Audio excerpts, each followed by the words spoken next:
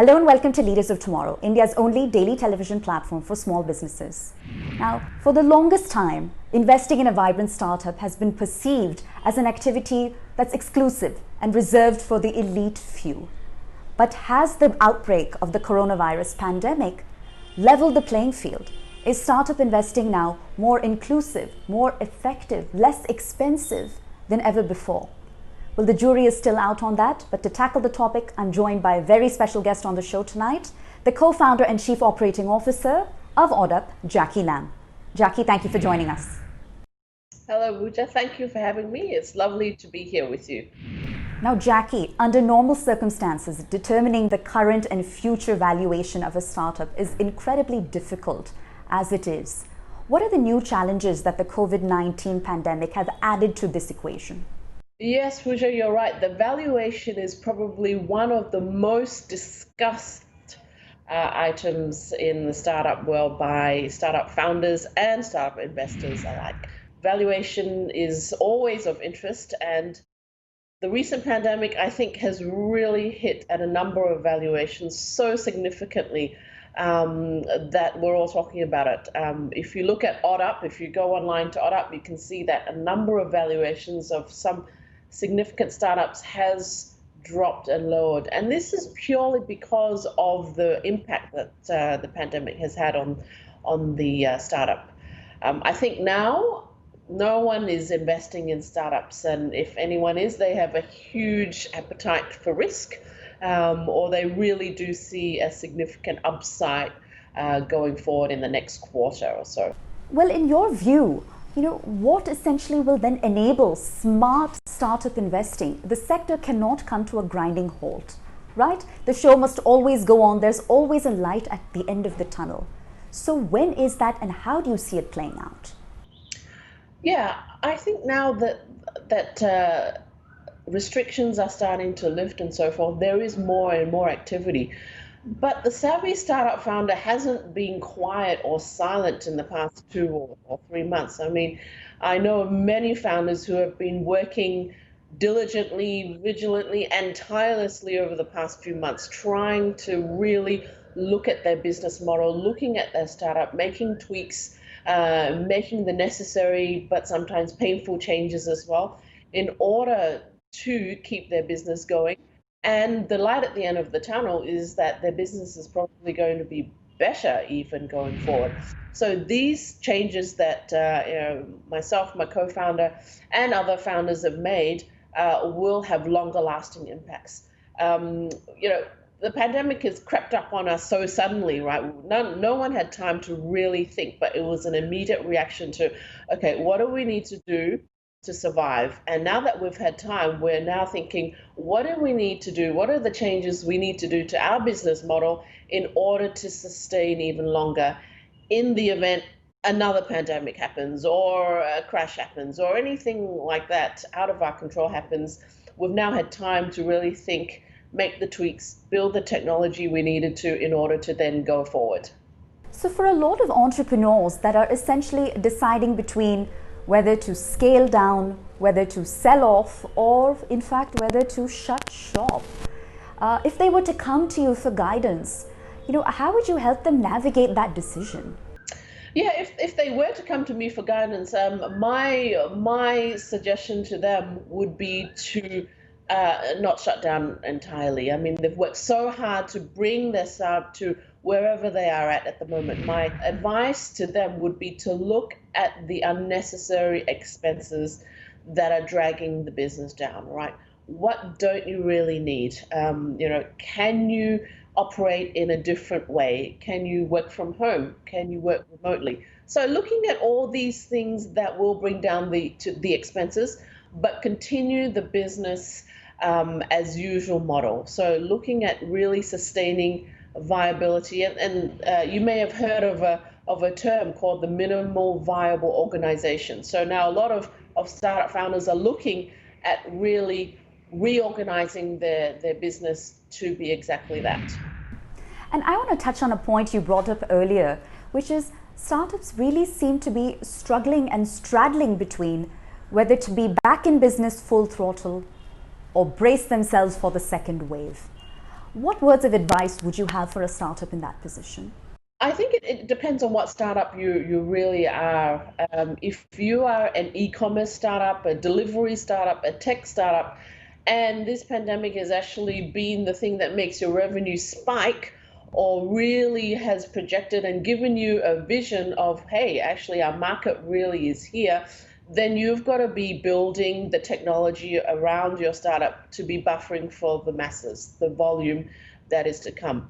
If you are a startup in, say, a different space, maybe one that is not e-commerce or one that is not tech, but perhaps one that is service-oriented, that's a tough space to be in. Any service-oriented startup will have been hit badly purely because of the lockdown and the restrictions.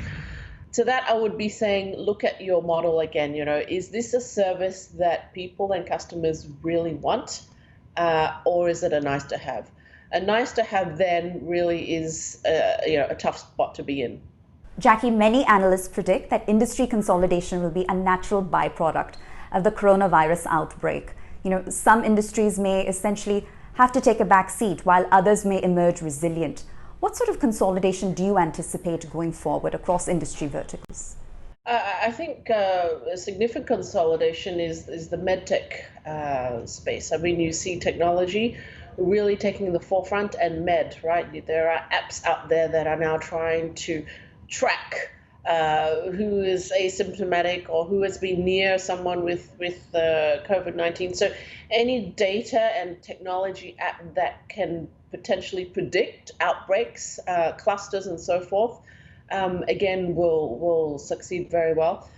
We've also seen a number of the medical technology really move and adapt quite quickly to changing from face-to-face medical consultancies to telehealth or over the line or over the app medical consultation. So any app in that space that will then bridge the gap that restrictions have brought down or lockdown restrictions have brought will really thrive there.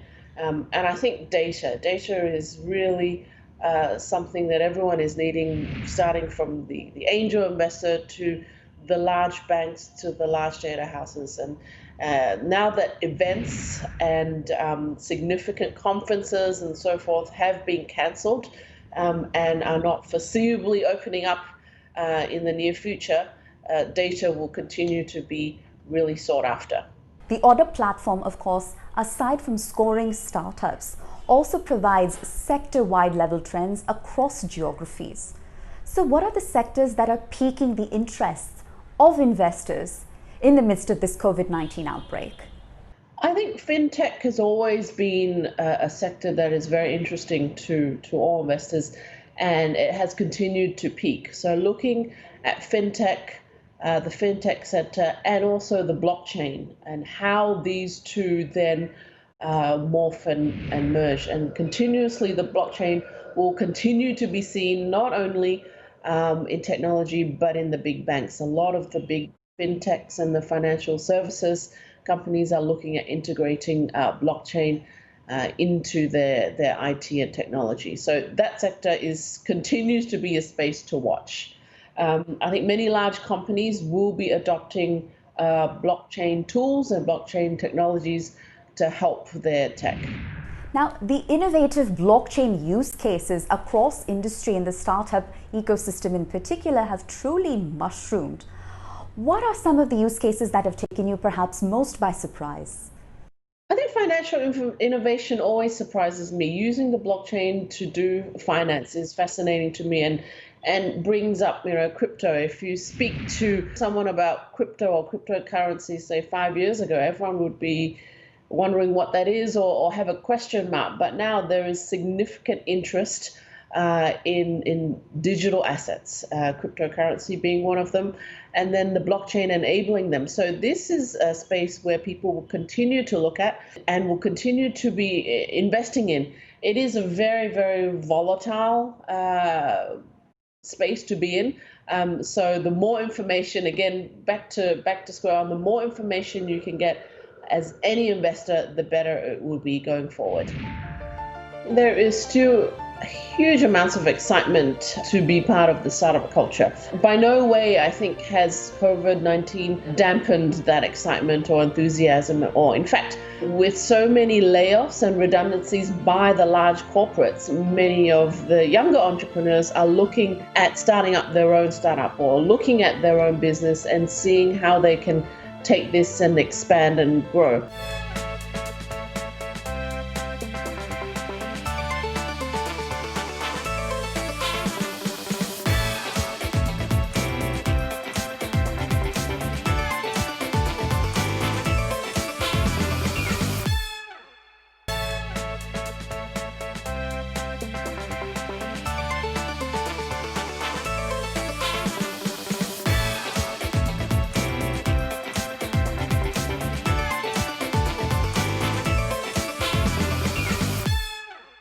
Do you believe that investors and entrepreneurs alike are beginning to warm up to the idea of fundraising via the cryptocurrency medium? Or do you sense that there's still some resistance to that out in the market?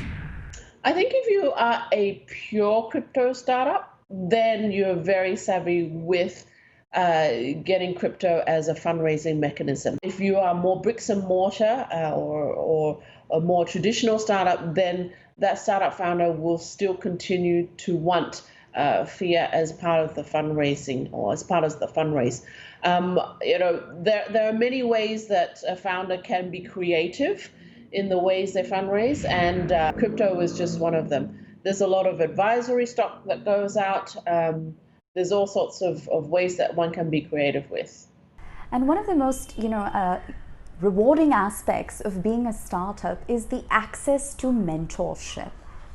That essentially draws a lot of the youth culture towards the industry to begin with, because they feel that they'll have that access and they can maximize their career trajectory and their career graph and, essentially take control of their career in perhaps a way that they wouldn't be able to do if they were to take on a more service-oriented, traditional path. So that said, do you believe that the appetite for the next generation, Generation Y and Generation Z, to join the startup sector is now dampened as a result of the COVID-19 outbreak? Or does it continue to hold strong? Oh, I think there is still huge amounts of excitement to be part of the startup culture. By no way, I think, has COVID-19 dampened that excitement or enthusiasm, or in fact, with so many layoffs and redundancies by the large corporates, many of the younger entrepreneurs are looking at starting up their own startup or looking at their own business and seeing how they can take this and expand and grow. I think as a startup founder, an essential part of the growth process is, as you say, to get a mentor, someone who has experienced that, someone who has the scars to prove it, someone who has taken A and transformed it to B. So I think, number one, this pandemic has really made people think outside the box more, look at different businesses that would thrive more in such an environment. And B, there are many mentors as well who are looking to then have a mentee, have numbers of startups to be a mentor to. And it's been said that startups are, of course, inherently agile. They can reevaluate and tweak their business model, sometimes on the fly. So that said, I think the question becomes, when is it the right time for startups to pivot? That is something they very much struggle with. When do you hold them and when do you fold them? Your thoughts? Yeah, I think agility is one of the key attractions of a startup. There is that ability purely because of the size of a startup when compared to a corporate enterprise or a large organization. So the agility to pivot is attractive, and while it may be attractive, you need to very carefully time when you're going to pivot. As Oddup has grown, we've always asked the question, what is our product market fit? Are we creating something that the market actually wants, right? Are we creating something that the market actually needs? And are we able to create that and then blend the two? So you've got a market on one hand and you've got Oddup on the other hand, what is the product market fit? And as we grew, we also then pivoted from being a purely research and analytics company to then a data analytics and a tech company. So there are significant ways and timing of when is best to pivot. And sometimes it's not that obvious. It does take time and a lot of listening to the customer, a lot of listening to feedback from customers and also from investors and advisors as well. Now, many entrepreneurs in the startup space, unknowingly make the mistake of essentially falling in love with their own product without necessarily putting it through the proof of concept phase in the marketplace. So at what stage does the entrepreneur need to perhaps look a little less inwards and a bit more outwards to ensure they're on the right track? Yeah, every founder and their startup, the startup is the founder's baby, right? So it's going to be tough to pull that away. I think founders who are able to then step outside that realm and look at it from a third-party point of view really does have the advantage. And it's tough. It's like an inventor who has invented the next greatest thing. And asking that inventor to really, look at it with a new pair of glasses. It's not easy. I think that's where your mentors and your advisors really need to be strong and solid in giving feedback and in giving critical feedback. I think advisors who are able to do that will help their startup founder significantly more into looking at the business model from an actual viable business to a pet project. Startups always seem to be in search of a differentiation strategy, but that inherently contradicts the fact that many Me Too players have gone on to achieve tremendous success. So how does an entrepreneur strike the right balance? Yeah, as a co-founder of a startup myself, I don't necessarily believe that being a pioneer in a new space is necessarily that great. I mean, there are many minefields that a pioneer needs to navigate in order to succeed. So as you say, some of the Me Too's have gone on to do even better than the pioneer purely because there have been lessons learned. There have been mistakes made and lessons learned. So, we try not to invent the wheel too much at Oddup as well. And we try then to rather, refine the wheel rather than reinvent it. And I think those startups that are able to do so and then market themselves very well will succeed. Now, you're of course a serial and seasoned entrepreneur yourself, but does someone in your position stay up late at night due to the competition? Or is the competition essentially a factor that you've externalized, learned to live with, and your focus is more inwards on building a solid product? I stay up at night because of the startup, not because of anything else. So as a COO, my job is really to glue everything together.